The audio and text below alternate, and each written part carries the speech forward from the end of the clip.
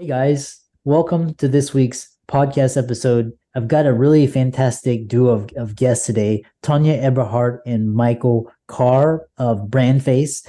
And today's top topic, they're two international best-selling authors, podcast hosts, and their co-founders focus on building profitable personal brands. And I love having entrepreneurs, guests from their experience and background on the show. Today's we're going to talk about building a profitable personal brand, the 3D formula, and we're going to talk about marketing. It's going to be a fantastic discussion. So, Tonya and Mike, welcome.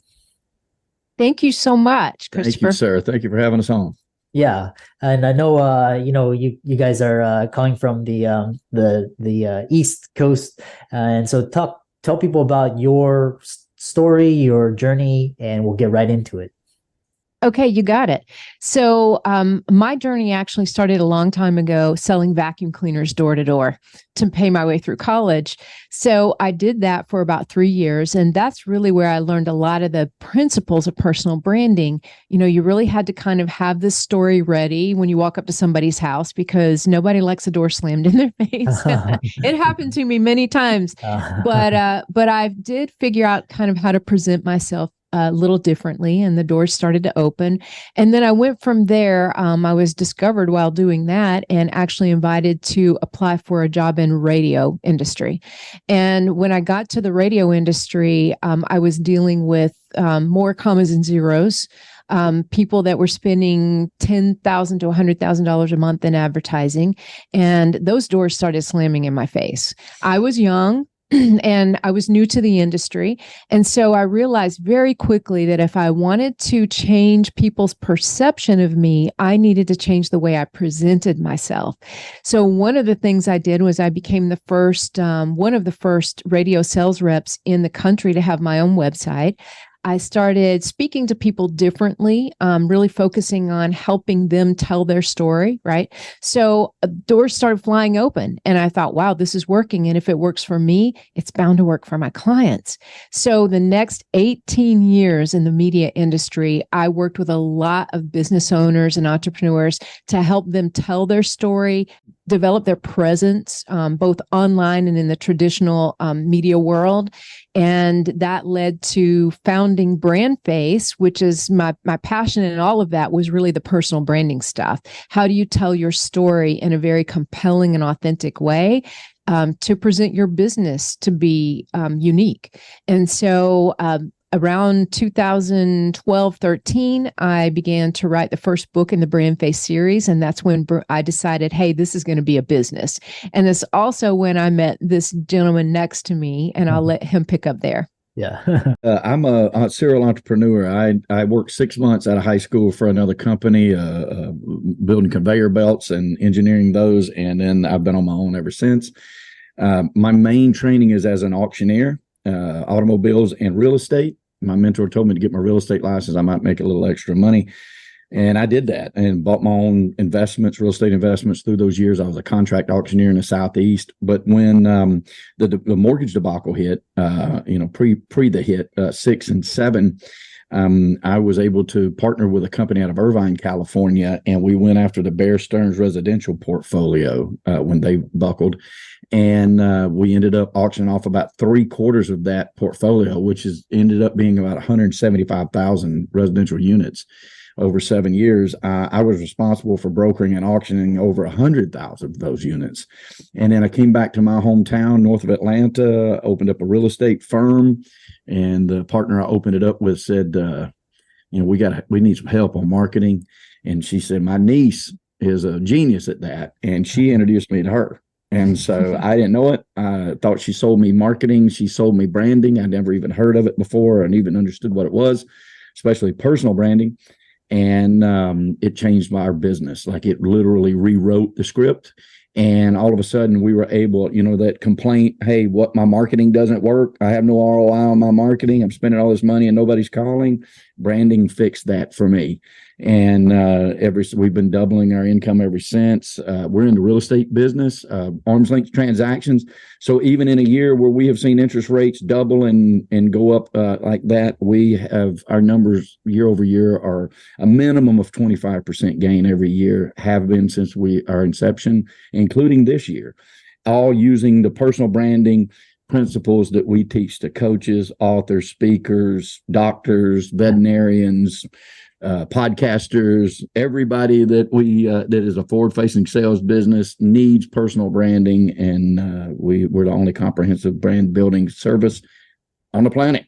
So yeah, I love that intro, and then it just reminds me like every industry field is all about sales and marketing. It's about a personal brand. It's how you get your foot in the door, and your approach is kind of how you differentiate yourself from like kind of just the masses.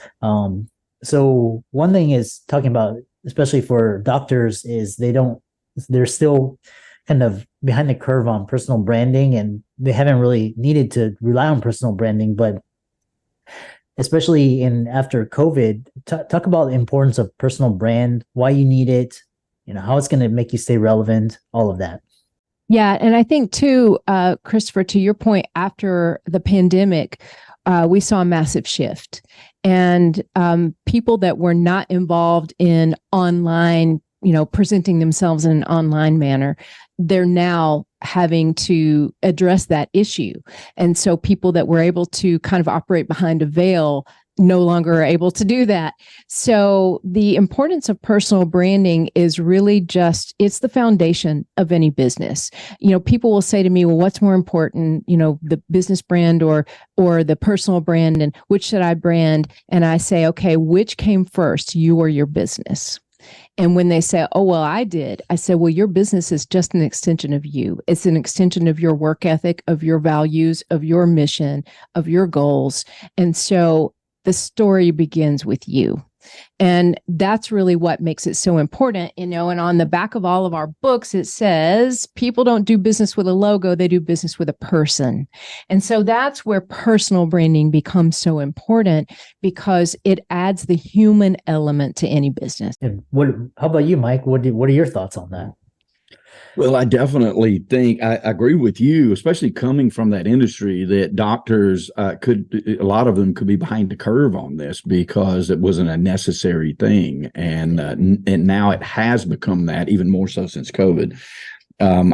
Doctors are the perfect candidates for personal branding because they are the brand, right? I mean, their accolades, their years of service, their education, their process, they're a focus towards medicine. It checks off all the boxes for personal branding. And then from a client standpoint or a patient standpoint, if you think about that, I did it just the other day. In fact, I'm looking for a new a general practitioner, a family doctor, if you will. And so I just Googled family doctors in my town, and then started looking at reviews and started looking at, because these things are important, and that's what we do. And so I'm a part and parcel example of a soon to be new patient to a doctor that I wanted to know, what are other people saying about them? Are they, how do they behave? What is it like? And pick me a good one. I'm quite sure, and we'll see. But I'm a living example on both sides of that aisle. I think it's very important for doctors to do that, because people are going to do exactly what I just did.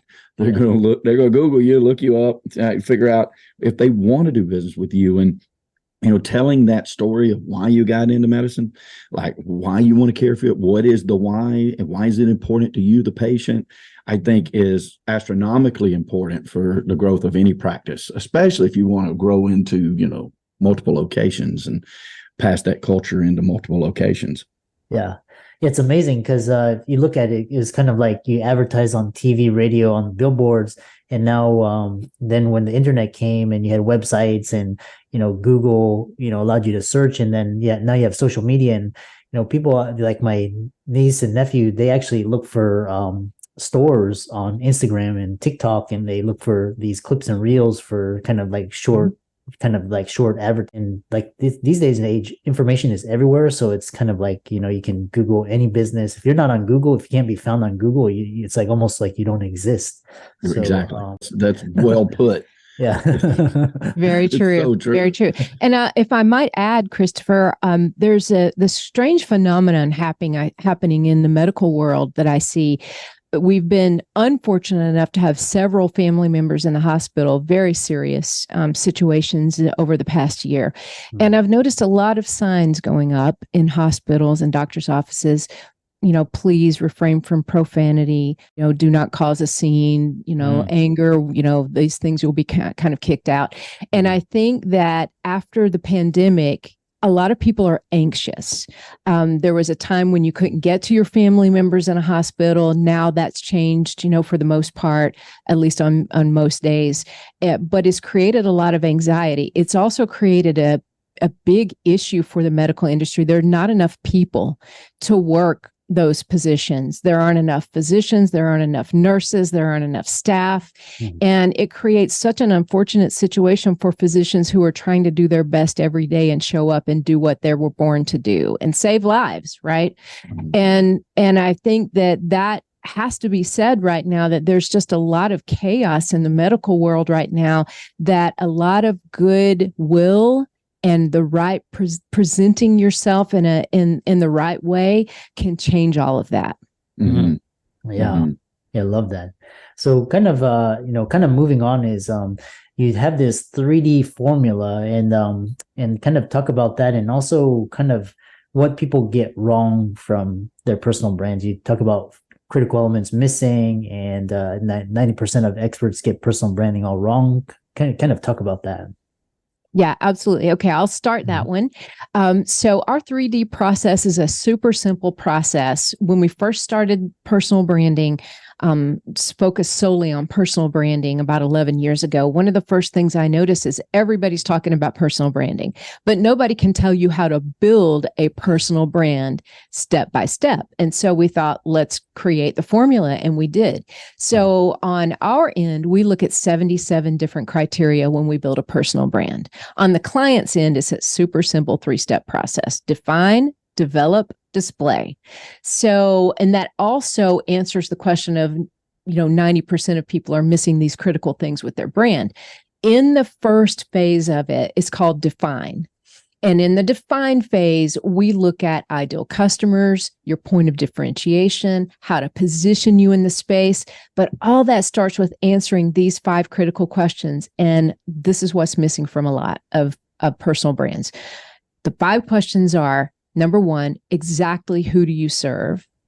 Exactly how do you serve them? What qualifies you to serve them? How does it make their life better? And what makes you different from everyone else who's also trying to serve that same customer, or in this case, patient, right?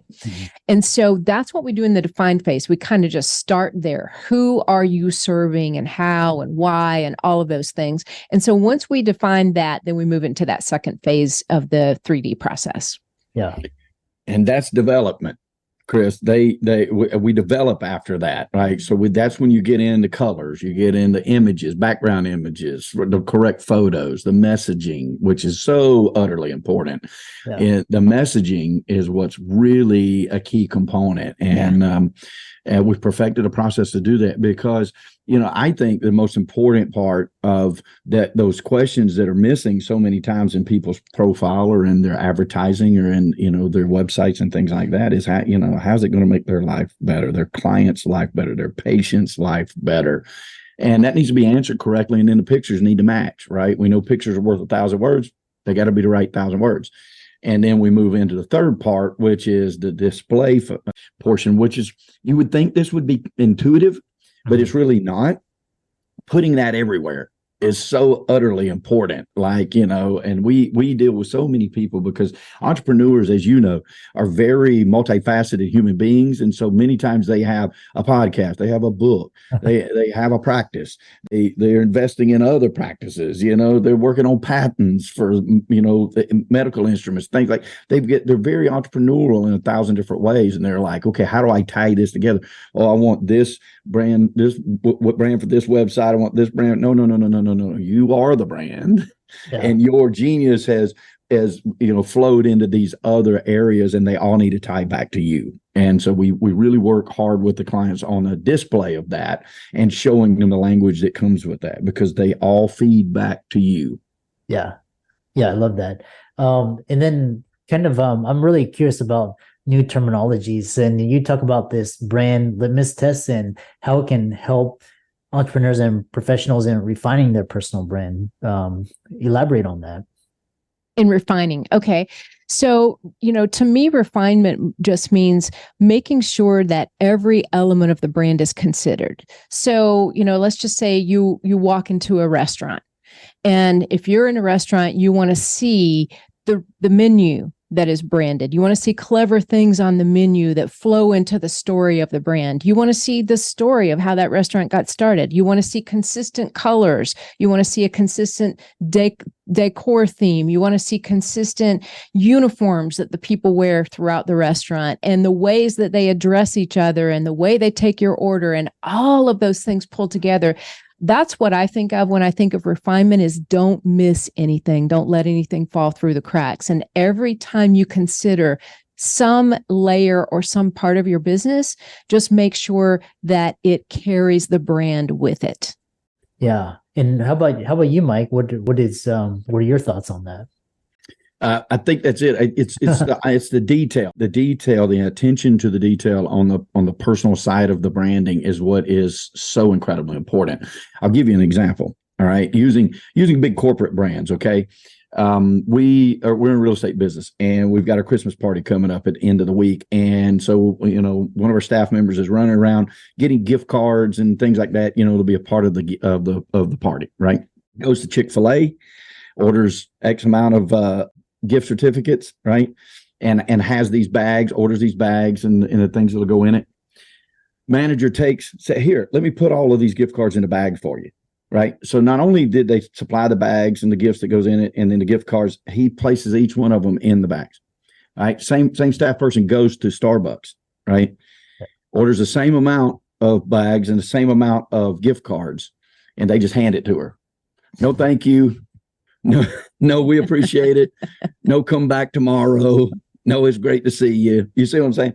And so we feel like with BrandFace, it's very important that litmus test show any of our clients how that difference makes such a difference down the road. And it does, because it has a ripple effect that all across their entire personal brand. And we feel like we're the very best in that industry to try to find those finite points and then bring those to value to the client that we're working with.